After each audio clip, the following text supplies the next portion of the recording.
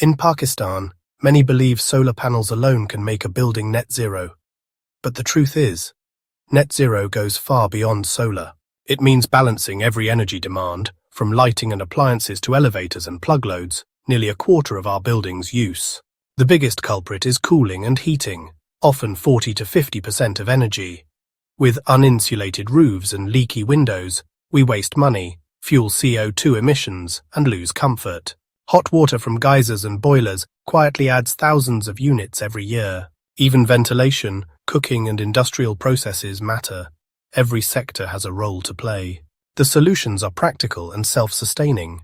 Insulated and shaded homes with solar water heating, offices with efficient lighting and smart cooling, schools with solar rooftops and natural airflow, and industries using waste heat recovery and renewables to cut costs and pollution.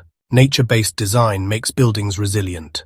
Green roofs, cool interiors, courtyards cut heat by up to 5 degrees Celsius, recycled water sustains greenery, and renewables make buildings self-sustaining. For families, this means lower bills and relief from load shedding. For students, healthier classrooms. For workers, higher comfort and productivity.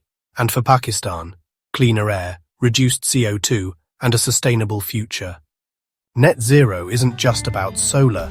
It's efficiency first, renewables second, and nature-based self-sustaining design. Green Loop Solutions, shaping Pakistan's sustainable future.